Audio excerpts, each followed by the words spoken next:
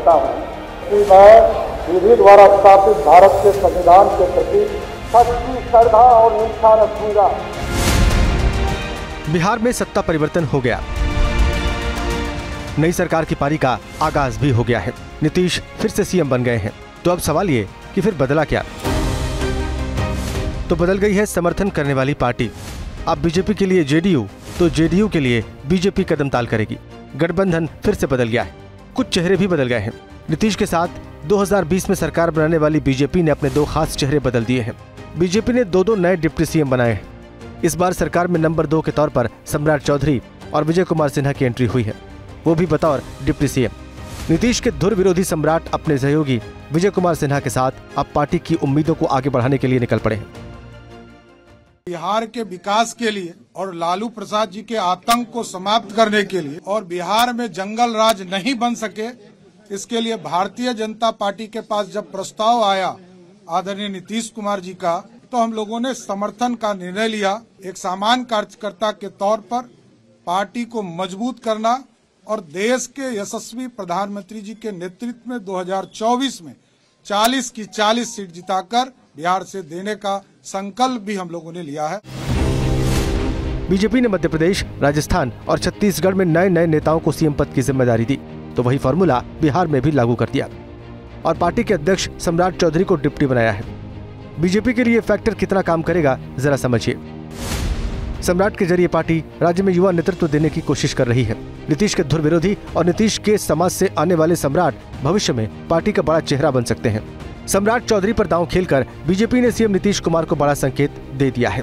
अब उम्मीद है कि वो लोकसभा चुनाव के साथ अगले साल के विधानसभा चुनाव में पार्टी को न सिर्फ बड़ी जीत दिलाएंगे, बल्कि खुद राज्य में पार्टी का चेहरा बनेंगे। मेरा बहुत बड़ा तपस्या 40 साल का रहा और 40 साल के बाद बेटा ने, अगर मैंने 20 साल से सेवा किया तो आज उसका फल मिला। अब क्या लगता है आपके बेटा सीएम भी बनेंगे? अब तो वो तो जनता के ऊपर निर्भर करता है, अपने हाथ में तो कुछ है नहीं। बीजेपी ने डिप्टी सीएम बनाकर सम्राट चौधरी का सियासी कद भी बढ़ा दिया है। सम्राट चौधरी बिहार बीजेपी के प्रदेश अध्यक्ष हैं। बिहार विधान परिषद में नेता प्रतिपक्ष रहे।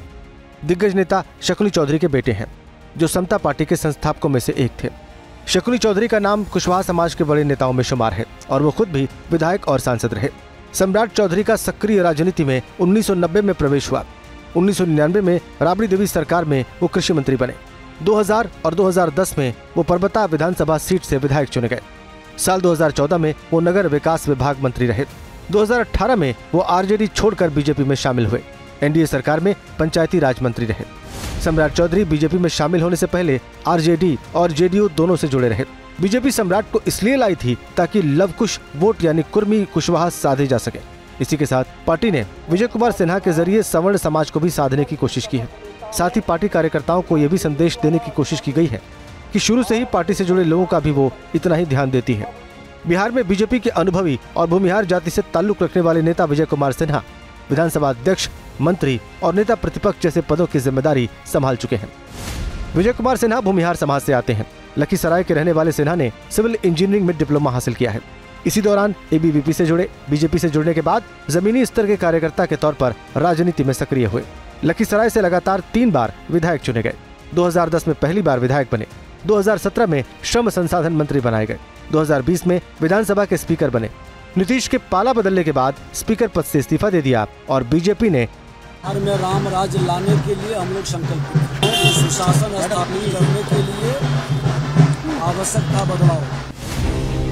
गठबंधन में बड़ी पार्टी होने के बावजूद पुराने फॉर्मूले पर चलते हुए बीजेपी ने सीएम पद भले ही नीतीश को सौंप दिया है, लेकिन डिप्टी सीएम के तौर पर सम्राट चौधरी और विजय कुमार सिन्हा को आगे कर जातीय समीकरण साधने के साथ साथ युवा और अनुभव का फायदा उठाने की कोशिश में जुट गई है।